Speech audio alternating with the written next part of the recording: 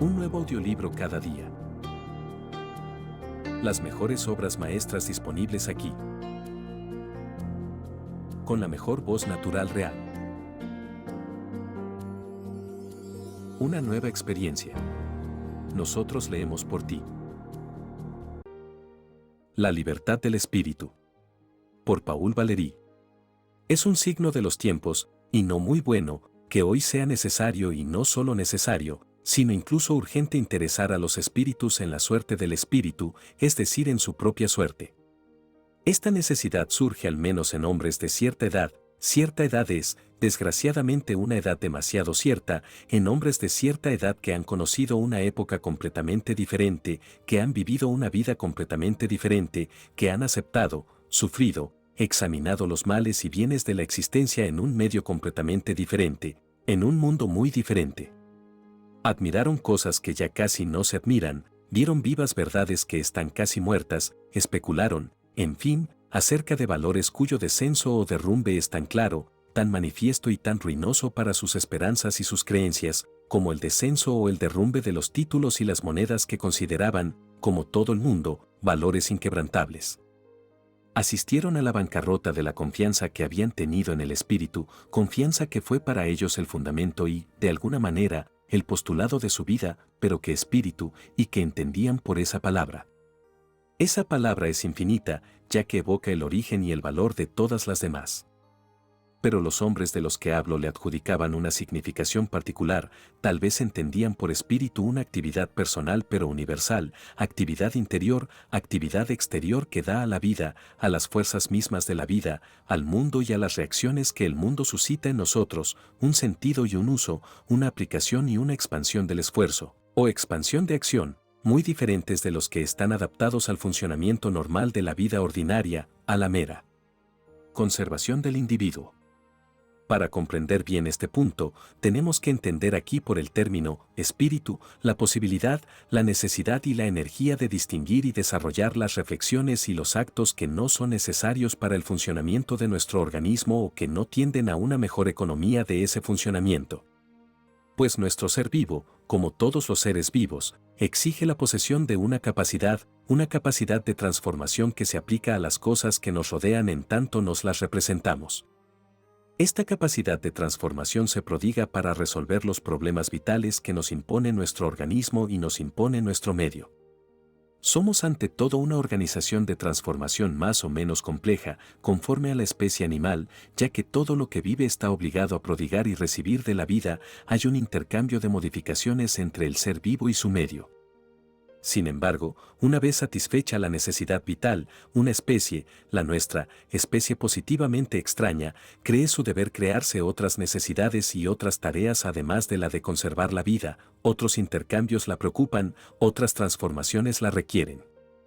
Sea cual sea el origen, sea cual sea la causa de esta curiosa desviación, la especie humana se ha empeñado en una inmensa aventura. Aventura cuyo objetivo ignora, como ignora su término e incluso cree ignorar sus límites. Se empeñó en esta aventura, y lo que llamo el espíritu le ha provisto a la vez la dirección instantánea, el aguijón, la punta, el empuje, el impulso, como le ha provisto los pretextos y todas las ilusiones que necesita para la acción. Esos pretextos e ilusiones variaron, además, de época en época. La perspectiva de la aventura intelectual es cambiante. Esto es, pues, aproximadamente, lo que quise decir con mis primeras palabras. Quiero detenerme un poco más sobre este punto, para mostrar con más precisión cómo se diferencia la capacidad humana no completamente de la capacidad animal que está concentrada en conservar nuestra vida y se especializa en el cumplimiento de nuestro ciclo habitual de funciones fisiológicas. Se diferencia, pero se asemeja, y está estrechamente emparentada a ella. Es un hecho importante que esta similitud, que radica en la reflexión, es singularmente fecunda en consecuencias. La observación es muy simple, no hay que olvidar que, hagamos lo que hagamos, sea cual sea el objeto de nuestra acción, cualquiera sea el sistema de impresiones que recibimos del mundo que nos rodea y sean las que sean nuestras reacciones, el mismo organismo es el encargado de esta misión, el mismo aparato de relaciones se utiliza para las dos funciones que indiqué, la útil y la inútil, la indispensable y la arbitraria. Son los mismos sentidos, los mismos músculos, los mismos miembros, además son los mismos tipos de signos, los mismos instrumentos de intercambio, los mismos lenguajes, los mismos modos lógicos, que participan en los actos más indispensables de nuestra vida y aparecen en los actos más gratuitos, más convencionales, más suntuarios. Resumiendo, el hombre no tiene dos instrumentos, solo tiene uno, y ese instrumento le sirve tanto para la conservación de la existencia, del ritmo fisiológico, como para emplearlo en las ilusiones y en los trabajos de nuestra gran aventura. Al comparar nuestras acciones, con frecuencia me ha sucedido, acerca de una cuestión específica, decir que los mismos órganos, los mismos músculos, los mismos nervios producen la marcha tanto como la danza, exactamente como nuestra facultad de lenguaje nos sirve para expresar nuestras necesidades y nuestras ideas, mientras las mismas palabras y las mismas formas pueden combinarse y producir obras de poesía. En los dos casos, un mismo mecanismo es utilizado para dos fines completamente diferentes. Es natural cuando se habla de los temas espirituales, denominando espiritual a todo lo que es ciencia, arte, filosofía, etc. Es pues natural, hablando de nuestros temas espirituales y de nuestros problemas de orden práctico, que exista entre ellos un paralelismo notable, que ese paralelismo se pueda estudiar y a veces deducir de él una enseñanza. Se pueden simplificar así algunos problemas muy difíciles, poner en evidencia la similitud que existe a partir de los órganos de acción y de relación entre la actividad que se puede llamar superior y la actividad que se puede llamar práctica o pragmática. Por una y otra parte, ya que son los mismos órganos los que se utilizan, hay analogía de funcionamiento, correspondencia de las fases y de las condiciones dinámicas. Todo esto es de origen profundo, de origen sustancial, ya que es el mismo organismo quien lo inspira. Hace un momento les decía hasta qué punto los hombres de mi edad están tristemente afectados por la época que sustituye, tan pronta y brutalmente, a la época que conocieron, y les decía hace un momento, pronunciaba en relación a esto, la palabra valor. Me parece que hablé de la caída y la bancarrota que se produce ante nuestros ojos, de los valores de la vida, y por ese término, valor, reunía en una misma expresión, bajo un mismo signo, los valores de orden material y los valores de orden espiritual. Dije valor, y es precisamente de eso de lo que deseo hablar, es el punto capital sobre el cual querría llamar la atención. Hoy estamos en presencia de una verdadera y gigantesca transmutación de valores, para utilizar la excelente expresión de Nietzsche, e intitulando esta conferencia Libertad del Espíritu, simplemente hice alusión a uno de los valores esenciales que en la actualidad parece sufrir la suerte de los valores materiales. Así pues dije, valor, y dije que hay un valor llamado espíritu, como hay un valor petróleo, trigo u oro. Dije valor, porque hay evaluación, juicio de importancia y hay también discusión sobre el precio que se está dispuesto a pagar por este valor, el espíritu. Puede haberse hecho una inversión en este valor, se la puede seguir, como dicen los hombres de la bolsa, se pueden observar sus fluctuaciones, como en cualquier cotización que representa la opinión general del mundo sobre él. Se puede ver en esta cotización inscrita en todas las páginas de los diarios, como viene compitiendo aquí y allá con otros valores. Porque hay valores rivales. Son, por ejemplo, el poder político, que no siempre está de acuerdo con el valor espíritu, el valor seguridad social y el valor organización del Estado. Todos esos valores que suben y bajan constituyen el gran mercado de los negocios humanos. Entre ellos, el desdichado valor espíritu casi no deja de bajar. La consideración del valor espíritu permite, como todos los valores, dividir a los hombres según la confianza que pusieron en él. Hay hombres que depositaron todo, todas sus esperanzas, todas sus economías de vida, de corazón y de fe. Hay otros que se le han consagrado mediocremente. Para ellos, es una inversión sin demasiado interés, sus fluctuaciones les interesan muy escasamente. Hay otros que se preocupan extremadamente poco por ellas, que no pusieron su dinero vital en este negocio.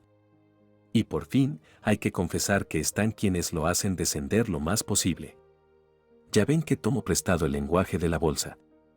Puede parecer extraño, adaptado a cosas espirituales, pero considero que no hay otro mejor y tal vez que no hay otro para expresar relaciones de esta especie, pues la economía espiritual, como la economía material, cuando se las piensa, se resumen una y otra muy bien en un simple conflicto de evaluaciones.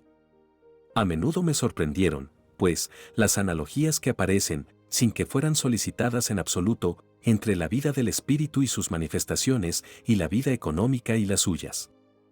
Una vez que se ha percibido esta similitud es casi imposible no seguirla hasta el límite.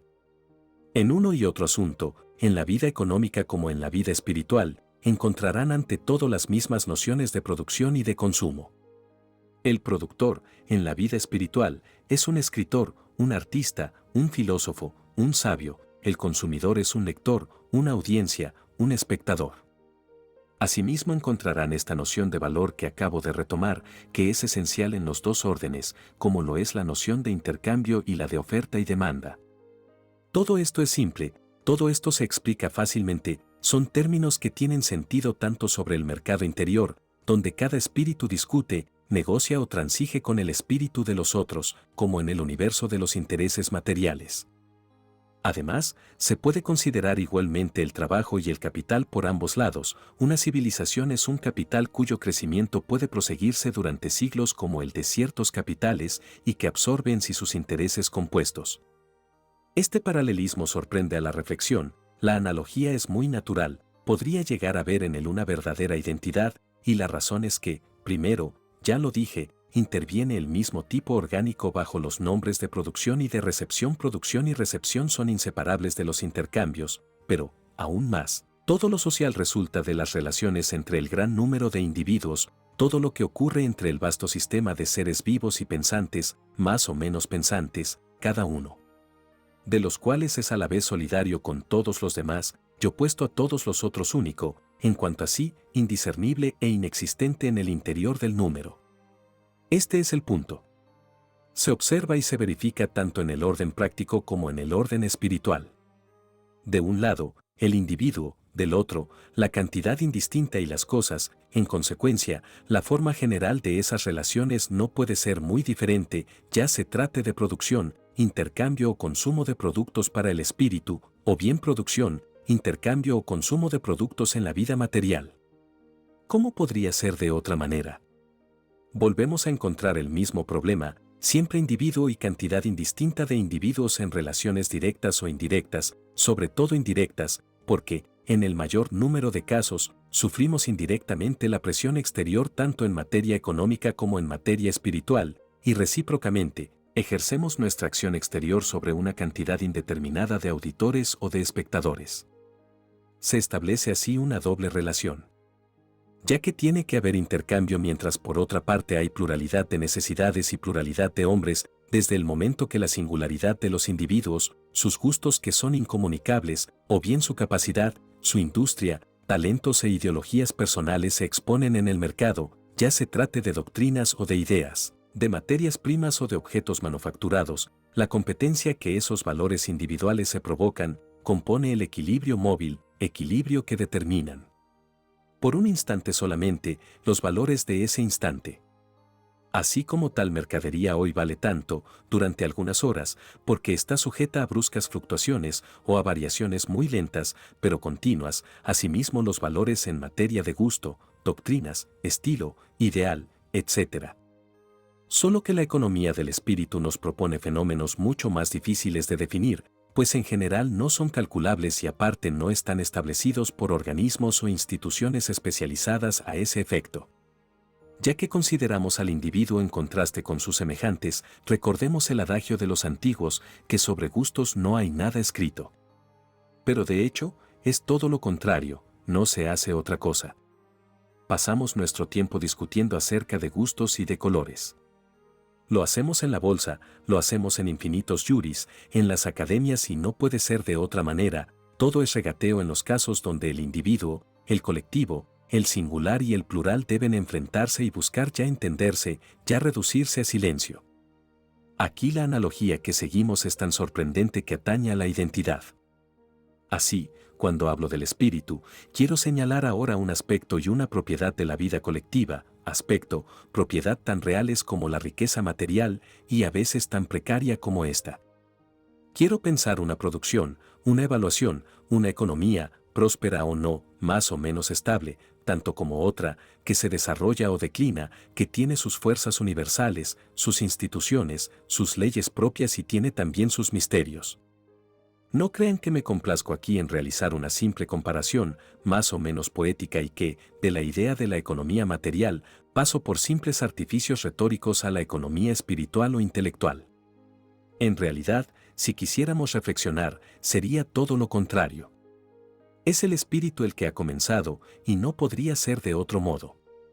Necesariamente es el comercio de los espíritus el primer comercio del mundo, el primero, el que ha comenzado, el que necesariamente es el inicial, pues antes de trocar las cosas, es necesario que se troquen los signos, y por consiguiente es necesario que se instituyan los signos. No hay mercado, no hay intercambio sin lenguaje, el primer instrumento de todo tráfico es el lenguaje, se puede decir aquí, dándole un sentido convenientemente alterado, el célebre enunciado, al comienzo fue el verbo. Fue necesario que el verbo precediera al acto mismo del comercio. Pero el verbo no es otra cosa que uno de los nombres más precisos de lo que he llamado el espíritu. El espíritu y el verbo son casi sinónimos en muchos usos. El término que se traduce por verbo en la Vulgata es el griego logos, que quiere decir simultáneamente cálculo, razonamiento, palabra, discurso, conocimiento, al mismo tiempo que expresión. En consecuencia, al decir que el verbo coincide con el espíritu, no creo decir una herejía incluso en el orden lingüístico. Por otra parte, la mínima reflexión hace evidente que en todo comercio es necesario que haya antes con que iniciar una conversación, designar el objeto que se debe intercambiar, mostrar lo que necesitamos, por eso se necesita algo sensible, pero que tenga poder inteligible, y ese algo es lo que llamé de un modo general, el verbo. El comercio de los espíritus precede pues al comercio de las cosas. Voy a demostrar que lo acompaña, y de muy cerca. No solo es lógicamente necesario que sea así, sino que también puede establecerse históricamente. Encontrarán su demostración en el hecho notable de que las regiones del globo que han conocido el comercio de cosas más desarrolladas, el más activo y más antiguamente establecido, son también las regiones del globo donde la producción de los valores del espíritu, la producción de ideas, la producción de obras del espíritu y de obras de arte han sido más precoces y más fecundas y más diversas. Además observo que en esas regiones, lo que se llama libertad del espíritu ha sido más ampliamente admitido, y agrego que no podía ser de otro modo. Desde que las relaciones se vuelven más frecuentes, activas, extremadamente numerosas entre los hombres, es imposible mantener entre ellos grandes diferencias, no de castas o de estatutos, pues esta diferencia puede subsistir, sino de comprensión. La conversación, incluso entre superiores e inferiores, adquiere una familiaridad y una facilidad que no surge en las regiones donde las relaciones son mucho menos frecuentes. Por ejemplo, es sabido que en la antigüedad, y en particular en Roma, el esclavo y su patrón mantenían relaciones totalmente familiares a pesar de la dureza, la disciplina y las atrocidades que podían ejercerse legalmente. Decía pues que la libertad de espíritu y el espíritu mismo se han desarrollado más en las regiones donde simultáneamente se desarrollaba el comercio.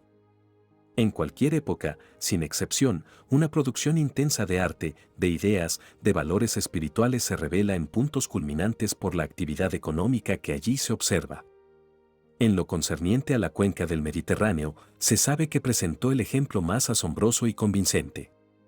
La cuenca, efectivamente, es un lugar de algún modo privilegiado, predestinado, providencialmente señalado como para que se produjera sobre sus márgenes, se estableciera entre sus orillas, uno de los comercios más activos. Se perfila y se profundiza en la región más templada del globo, ofrece facilidades muy particulares para la navegación, baña 3 zonas del mundo muy diferentes y en consecuencia atrae a las más diversas razas, las pone en contacto, en competencia, en armonía o en conflicto, las enciende, como también a los intercambios de cualquier naturaleza.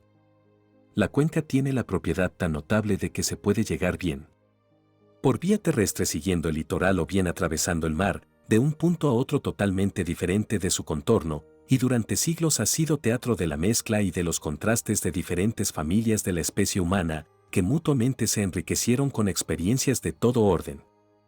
En la cuenca, entusiasmo por el intercambio, viva competencia, competencia del negocio, competencia de fuerzas, competencia de influencias, competencia de religiones, competencia de propagandas, competencia simultánea de los productos materiales y de los valores espirituales, casi no había diferencias.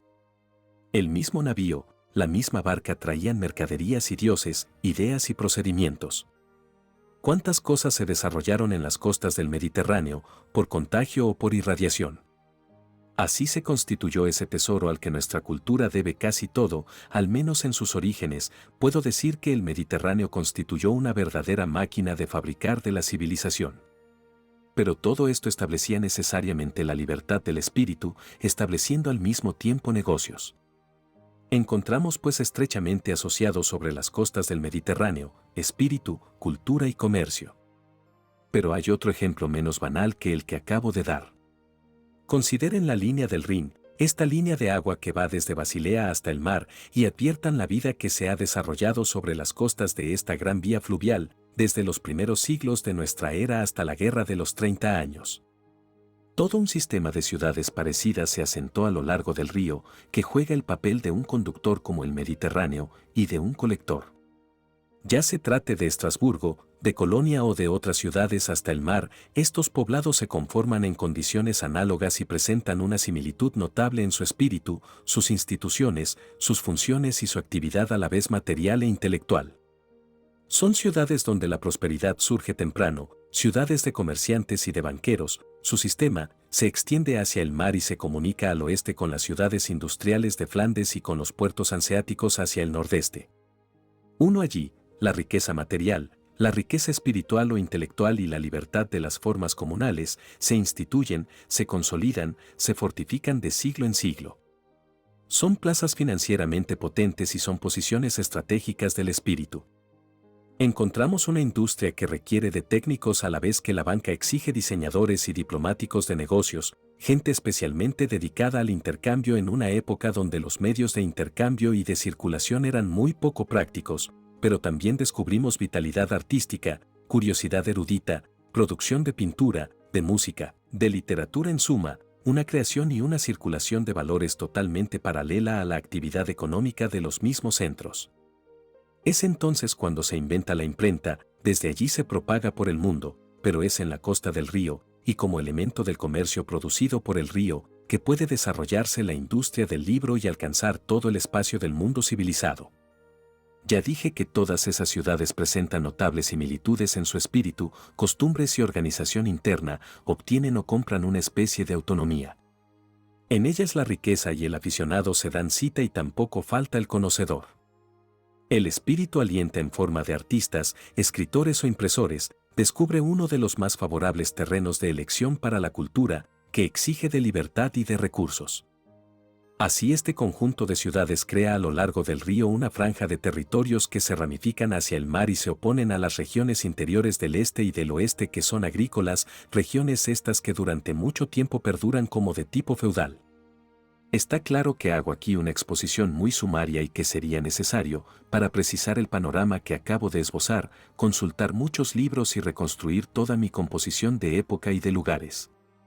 Pero lo que he dicho bastará tal vez para justificar mi opinión acerca del paralelismo de los desarrollos intelectuales con el desarrollo comercial, bancario, industrial de las regiones mediterránea y renana. Lo que denominamos la Edad Media se transformó en mundo moderno por la acción de los intercambios, acción que lleva al punto más alto la temperatura del espíritu. No porque la Edad Media haya sido un periodo oscuro, como se ha dicho. Este audiolibro ha sido descargado desde Audiolibros YouTube. Están sus testigos de piedra.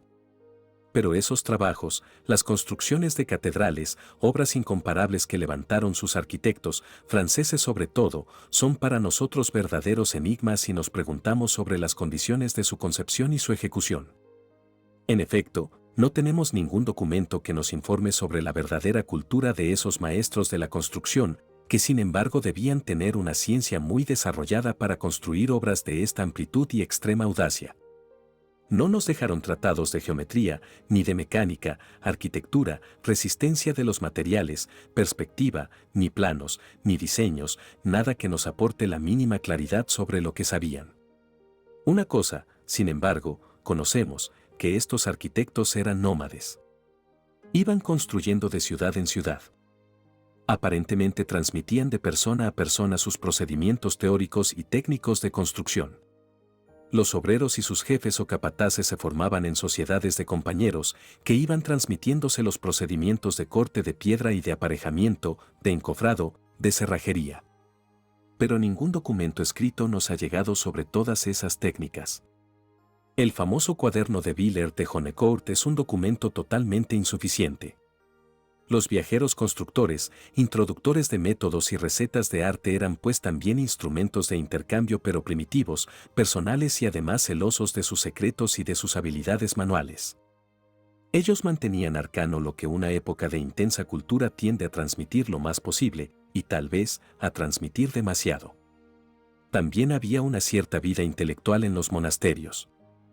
En la sombra de los claustros pudo nacer el estudio de la antigüedad, la literatura y las lenguas, la civilización de los antiguos ser estudiada, preservada, cultivada durante algunos tristes siglos. La vida del espíritu es, en todo Occidente, terriblemente pobre entre siglo V y el XI.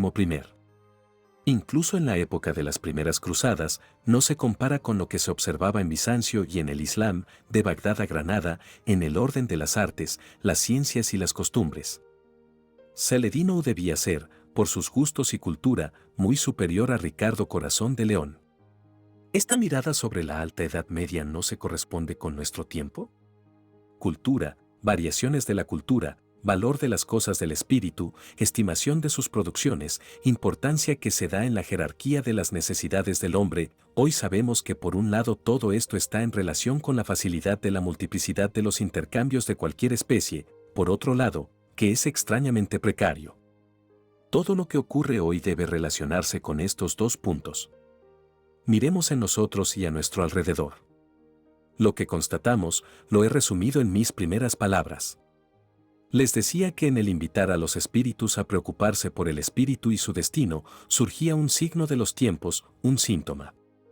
Se me hubiera ocurrido esta idea si todo el conjunto de impresiones no hubiera sido demasiado significativo y potente como para hacerme pensar y que esta reflexión se hiciera acto. Y este acto, que consiste en expresarlo ante ustedes, podría haberlo realizado si no hubiera presentido que mis impresiones eran las de mucha gente, que la sensación de disminución del espíritu, de amenaza para la cultura, de un crepúsculo de las divinidades más puras era una sensación que se imponía con más y más fuerza en todos los que pueden tener percepciones acerca de los valores superiores de los que hablamos. Cultura, civilización son sustantivos demasiado vagos que puede ser divertido diferenciar, oponer o conjugar. No me detendré en eso. Para mí, ya lo he dicho, se trata de un capital que se forma, se emplea, se conserva, se aumenta, declina, como todos los capitales imaginables, el más conocido de los cuales es, sin duda, lo que denominamos nuestro cuerpo. ¿De qué se compone ese capital, cultura o civilización? Primero está constituido por cosas, objetos materiales, libros, cuadros, instrumentos, etc., que tienen su duración probable, su fragilidad, su precariedad de cosas. Pero ese material no basta. No más que un lingote de oro, una hectárea de buena tierra o una máquina no son capitales en ausencia de hombres que tienen necesidad de ellos y que saben utilizarlos. Consideren estas dos condiciones. Para que el material de la cultura sea un capital exige, también la existencia de hombres que lo necesiten y que puedan utilizarlo, es decir, hombres que tengan sed de conocimientos y de poder de transformación interiores, sed de desarrollo de su sensibilidad, y que sepan, además, adquirir o ejercer lo que corresponde a hábitos, disciplina intelectual, convenciones y prácticas para utilizar el arsenal de documentos y de instrumentos que los siglos han acumulado. Digo que el capital de nuestra cultura está en peligro. Lo está bajo varios aspectos. Lo está de diversas maneras. Brutalmente. Insidiosamente. Está atacado por más de uno. Disipado, descuidado, envilecido por todos nosotros. Los progresos de esta disgregación son evidentes. Aquí mismo, varias veces di ejemplos. Mostré lo mejor posible hasta qué punto toda la vida moderna constituye, bajo apariencias a menudo muy brillantes y muy seductoras, una verdadera enfermedad de la cultura, ya que somete a esta riqueza que debe acumularse como una riqueza natural, ese capital que debe formarse mediante capas progresivas en los espíritus, la somete a la agitación general del mundo, propagada, proyectada por la exageración de todos los medios de comunicación. En este punto de actividad, los intercambios demasiado rápidos son fiebre, la vida se vuelve devoración de la vida. Perpetuas conmociones, novedades, noticias, inestabilidad esencial, transformada en verdadera necesidad, nerviosidad generalizada por todos los medios que el mismo espíritu ha creado. Se puede decir que hay suicidio en esta forma ardiente y superficial de existencia del mundo civilizado. ¿Cómo concebir el futuro de la cultura cuando la edad que tenemos permite comparar lo que fue antes con lo que está desarrollando? Este es un simple hecho que propongo a la reflexión como se impuso a la mía. He asistido a la desaparición progresiva de seres extremadamente preciosos para la formación regular de nuestro capital ideal, tan preciosos como los mismos creadores. He visto desaparecer uno a uno esos entendidos, los inapreciables aficionados que, si bien no creaban obra, creaban su verdadero valor, eran jueces apasionados pero incorruptibles, para los cuales o contra los cuales era bueno trabajar. Sabían leer, virtud que se ha perdido. Sabían escuchar, e incluso oír. Sabían ver. Es decir, que lo que apreciaban releer, volver a escuchar o volver a ver, se constituía, por ese regreso, en valor sólido. Así aumentaba el capital universal. No digo que todos hayan muerto y que no puedan nacer nunca más. Pero constato con pena su extremada disminución. Tenían por profesión ser sí mismos y gozar de su opinión con total independencia, que ninguna publicidad, ningún artículo conmovía. La más desinteresada y más ardiente vida intelectual y artística era su razón de ser. No había espectáculo, exposición, libro al que no concediesen su escrupulosa atención. Con alguna ironía se los calificaba a veces como hombres de gusto, pero la especie se volvió tan rara que el mismo término ya es tomado como burla. Es una pérdida importante, pues nada es más valioso para el creador que los que pueden apreciar su obra y sobre todo dar al cuidado de su trabajo, al valor de trabajo del trabajo, la evaluación de la que hablaba hace un momento, la estimación que fija, fuera de la moda y del efecto de un día, la autoridad de una obra y de un nombre. Hoy las cosas van muy rápido, las reputaciones se crean velozmente y se desvanecen del mismo modo. No se hace nada estable, pues nada se hace para lo estable. ¿Cómo quieren que el artista no sienta, bajo la apariencia de difusión del arte, de su enseñanza generalizada, toda la futilidad de la época, la confusión de valores que allí se produce, toda la facilidad que favorece, si concede a su trabajo todo el tiempo y el cuidado que puede darle? Lo concede con el sentimiento de que algo de ese trabajo se impondrá al espíritu de quien lo lee, espera que le sea devuelto, mediante una cierta cualidad y cierto periodo de atención, un poco del esfuerzo que se ha tomado escribiendo su página. Confesemos que le pagamos muy mal. No es nuestra culpa, estamos abrumados de libros. Sobre todo estamos asediados por lecturas de interés inmediato y violento. Hay en las hojas de los diarios tal diversidad, tal incoherencia, tal intensidad de noticias, sobre todo en ciertos días, que el tiempo que podemos otorgar sobre 24 horas a la lectura está completamente ocupado, y los espíritus turbados, agitados o sobreexcitados. El hombre que tiene un empleo, el hombre que gana su vida y que puede consagrar 1 hora por día a la lectura, la haga en su casa, en el tranvía o en el subte, la hora es devorada por las noticias criminales, necedades incoherentes, chismes y los hechos menos diversos, cuyo desorden y abundancia parecen concebidos para atontar y simplificar groseramente los espíritus. Nuestro hombre está perdido para el libro. Esto es fatal y no podemos hacer nada. Todo esto trae como consecuencia una disminución real de la cultura y, en segundo lugar, una disminución real de la verdadera libertad de espíritu, pues esta libertad exige un desprendimiento, un rechazo de todas esas sensaciones incoherentes o violentas que recibimos de la vida moderna a cada instante. Acabo de hablar de libertad. Existe simplemente la libertad y la libertad de los espíritus. Todo esto sale un poco de mi tema, pero sin embargo tenemos que detenernos brevemente. La libertad, palabra inmensa, palabra que la política ha utilizado ampliamente pero que proscribe, aquí ya desde hace algunos años la libertad ha sido un ideal, un mito, ha sido una palabra llena de promesas para unos, llena de amenazas para otros. Una palabra que ha enfrentado a los hombres y agitado las calles. Una palabra que era la palabra de reunión de los que parecían más débiles y se sentían más fuertes, contra los que parecían los más fuertes y no se sentían más débiles. La libertad política es difícilmente separable de las nociones de igualdad, de las nociones de soberanía, pero es difícilmente compatible con la idea de orden y a veces con la idea de justicia. Pero no es ese mi tema. Vuelvo al espíritu. Cuando se examinan un poco más de cerca todas esas libertades políticas, rápidamente se llega a apreciar la libertad de pensamiento. La libertad de pensamiento se confunde en los espíritus con la libertad de publicar, que no es lo mismo. Jamás se impidió a nadie pensar como quisiera. Sería difícil, a menos que se tengan aparatos para rastrear el pensamiento en los cerebros. Se llegará a eso seguramente, pero todavía no es del todo así, y no deseamos ese descubrimiento. La libertad de pensamiento, mientras tanto, existe en la medida en que no esté limitada por el mismo pensamiento. Es muy bonito tener libertad para pensar, pero aún hay que pensar algo. Pero en el uso más ordinario en que se dice libertad de pensar, se quiere decir libertad de publicar o bien libertad de enseñar.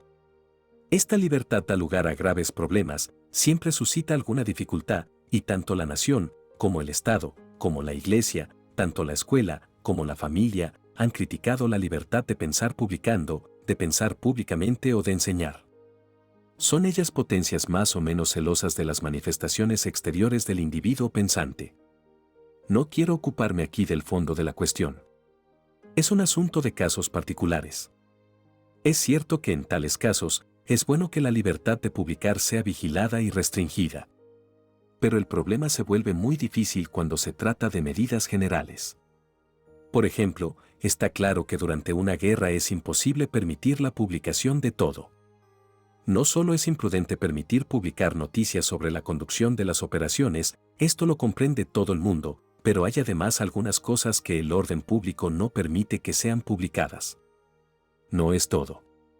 La libertad de publicar, que es una parte esencial de la libertad de comercio del espíritu, se encuentra hoy, en ciertos casos, en ciertas regiones, severamente restringida y también suprimida de hecho. Ustedes advierten hasta qué punto este tema es tórrido y que se plantea un poco en todas partes. Quiero decir en todo lugar donde aún se puede plantear un tema cualquiera. Personalmente no soy de los más proclives a publicar mis ideas. Perfectamente se puede no publicar, quien obliga a publicar. ¿Qué demonio? ¿Por qué hacerlo, después de todo? Uno puede guardar sus ideas. ¿Por qué exteriorizarlas? Son tan bellas en el fondo de un cajón como en una cabeza. Pero hay gente a la que le gusta publicar, a la que gusta inculcar sus ideas a los otros, que solo piensan para escribir y que solo escriben para publicar. Ellos se aventuran entonces en el espacio político. Aquí se perfila el conflicto. La política, obligada a falsificar todos los valores que el espíritu tiene por misión controlar, admite todas las falsificaciones o todas las reticencias que le convienen, que estén de acuerdo con ella y rechaza incluso violentamente o prohíbe a todas las que no lo son. Resumiendo, ¿qué es la política? La política consiste en la voluntad de conquista y de conservación del poder, exige en consecuencia una acción de coacción o de ilusión sobre los espíritus, que son la materia de todo poder. Necesariamente, todo poder piensa en impedir la publicación de cosas que no convienen a su ejercicio. Se empeña en eso al máximo. El espíritu político termina siempre por obligar a falsificar. Introduce en la circulación, en el comercio, la falsa moneda intelectual, introduce nociones históricas falsificadas, construye razonamientos aparentes, en suma, se permite todo lo que necesita para conservar su autoridad, que es llamada, no sé por qué, moral. Hay que confesar que en todos los casos, política y libertad de espíritu se excluyen. Esta es la enemiga esencial de los partidos, como lo es, además, de toda doctrina en posesión del poder. Por eso quise insistir sobre los matices que estas expresiones pueden implicar en francés. La libertad es una noción que aparece en expresiones contradictorias, ya que las empleamos a veces para decir que podemos hacer lo que querramos y a veces para decir que podemos hacer lo que no queremos, lo que es, para algunos, el máximo de la libertad. Esto equivale a decir que hay varios seres en nosotros, pero al disponer de un único y mismo lenguaje, puede suceder que una misma palabra, como libertad, se utilice según necesidades de expresión muy diferentes. Es una palabra buena para todo. Somos libres porque nada se opone a lo que se nos propone y nos seduce, y también somos supremamente libres porque, al sentirnos desembarazados de una seducción o tentación, podremos actuar contra su tendencia. Hay allí un máximo de libertad. Observemos pues un poco esta noción tan furtiva en sus usos espontáneos. De inmediato descubro que la idea de libertad no es inicial en nosotros, nunca se la evoca sino como provocación, quiero decir que siempre es una respuesta. Jamás pensamos que somos libres cuando nada nos demuestra que no lo somos o que podríamos no serlo. La idea de libertad es una respuesta a cierta sensación o a cierta hipótesis de molestia, de impedimento, de resistencia, que se opone a un impulso de nuestro ser, a un deseo de los sentidos, a una necesidad, y también al ejercicio de nuestra voluntad meditada. No soy libre sino cuando me siento libre, pero no me siento libre sino cuando me pienso obligado, cuando me pongo a imaginar un estado que contrasta con mi estado presente. La libertad, pues, no es sensible, no es concebida, no es deseada sino por efecto de un contraste. Si mi cuerpo encuentra obstáculos en sus movimientos naturales, en sus reflexiones, si mi pensamiento es perturbado en sus operaciones por algún dolor físico, por alguna obsesión, por la acción del mundo exterior, por la estridencia, por el calor excesivo o el frío, por la trepidación o por la música que hacen los vecinos, aspiro a un cambio de estado, a una liberación, a una libertad. Trato de reconquistar el uso de mis facultades en su plenitud. Trato de negar el estado que me lo rehúsa. ¿Ven ustedes pues que existe negación en ese término libertad cuando se busca su papel original en estado naciente? Este es el resultado que obtengo. Puesto que la necesidad de libertad y la idea no se provocan en aquellos que no están sujetos a molestias y a impedimentos, cuanto menos sensibles a esas restricciones seamos, menos se provocará el término y el reflejo libertad. Un ser poco sensible a los obstáculos que surgen a la libertad del espíritu, a las adversidades que le imponen los poderes públicos, por ejemplo, o a circunstancias exteriores de cualquier tipo, solo reaccionará un poco contra esas adversidades. No sufrirá ningún estremecimiento de rebelión, ningún reflejo, ninguna resistencia contra la autoridad que le impone ese obstáculo. Al contrario, en muchos casos se encontrará aliviado de una vaga responsabilidad. Liberarse, para él, su libertad, consistirá en sentirse descargado de la preocupación de pensar, de decidir y de desear. Comprenden las consecuencias enormes de esto, en los hombres donde la sensibilidad por las cosas del espíritu es tan débil que las presiones que se ejercen sobre la producción de las obras del espíritu son imperceptibles, no hay reacciones, al menos exteriores. Ustedes saben que esta consecuencia se verifica muy cerca nuestro, observen en el horizonte los efectos más visibles de esta presión sobre el espíritu y al mismo tiempo observen la poca reacción que provoca. Esto es un hecho. Y demasiado evidente. Tampoco quiero juzgar porque no me corresponde juzgar. ¿Quién puede juzgar a los hombres? ¿No es considerarse más que hombre? Si hablo de esto es porque para nosotros no existe un tema más interesante, pues no sabemos qué nos reserva el futuro, a nosotros, que llamaré hombres del espíritu si quieren. Considero hoy a la vez necesario e inquietante estar obligados a invocar, no solo lo que se llama derechos del espíritu, son solo palabras. No hay derechos si no hay fuerza. Sino invocar el interés, para todo el mundo, en la preservación y el sostén de los valores del espíritu. ¿Por qué? Porque la creación y la existencia organizada de la vida intelectual se encuentra en una de las más complejas relaciones, pero de las más ciertas y más estrechas con la vida, simplemente la vida humana. Nadie explicó jamás qué significábamos nosotros, los hombres, y nuestra singularidad que es espíritu. Este espíritu es en nosotros una potencia que nos ha comprometido en una aventura extraordinaria, nuestra especie se ha alejado de todas las condiciones iniciales y normales de la vida. Inventamos un mundo para nuestro espíritu y queremos vivir en el mundo de nuestro espíritu. Él quiere vivir en su obra. Se trata de rehacer lo que la naturaleza había hecho o corregirla y entonces terminar por rehacer, de algún modo, al hombre mismo. Rehacer en la medida de sus medios que ya son muy grandes, rehacer la vivienda, equipar la porción de planeta que habita, recorrerla en todos los sentidos, ir hacia lo alto, hacia lo bajo, explotar, extraer todo lo que contiene de utilizable para nuestros designios. Todo eso está muy bien, y no vemos qué haría el hombre si no hiciera eso, a menos que volviera a la condición animal. No olvidemos aquí decir que toda la actividad propiamente espiritual, a la par de las disposiciones materiales del globo están relacionadas, es una verdadera disposición del espíritu, que ha consistido en crear el conocimiento especulativo y los valores artísticos y producir una cantidad de obras, un capital de riqueza inmaterial. Pero, materiales o espirituales, nuestros tesoros no son imperecederos. Hace ya mucho tiempo, en 1919, escribí que las civilizaciones son tan mortales como cualquier ser viviente, que no es tan difícil pensar que la nuestra pueda desaparecer con sus procedimientos, sus obras de arte, su filosofía, sus monumentos, como han desaparecido tantas civilizaciones desde los orígenes como desaparece un gran navío que naufraga. Es cómodo estar manido de los procedimientos más modernos para encaminarse, para defenderse contra el mar, es cómodo enorgullecerse de las máquinas todopoderosas que lo mueven tanto hacia su perdición como hacia el puerto, y se hunde con todo lo que lleva, cuerpos y bienes. Todo eso me había impresionado entonces, hoy no me siento más tranquilo. Por eso no creo inútil recordar la precariedad de todos esos bienes, ya sea la cultura misma, como la libertad de la expresión. Pues allí donde no hay libertad de espíritu, la cultura se marchita.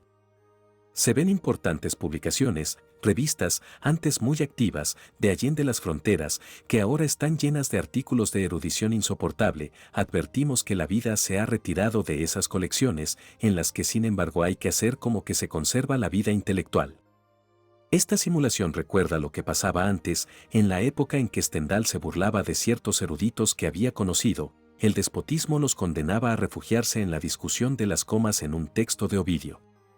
Tales miserias habían llegado a parecer increíbles. Su absurdo parecía condenado definitivamente. Pero está de vuelta y todopoderosa aquí y allí. Por todos lados percibimos adversidades y amenazas contra el espíritu cuyas libertades son combatidas al mismo tiempo que la cultura, y en nuestras invenciones y nuestros modos de vida y en la política general y en diversas políticas particulares, de manera que tal vez no sea ni vano ni exagerado dar la voz de alarma y mostrar los peligros que rodean lo que nosotros, los hombres de mi edad, hemos considerado como el bien supremo. Traté de decir estas cosas fuera de aquí. Hace poco tuve que hablar en Inglaterra y observé que era escuchado con gran interés, que mis palabras expresaban sentimientos y pensamientos captados inmediatamente por mi audiencia. Escuchen ahora lo que me resta por decir.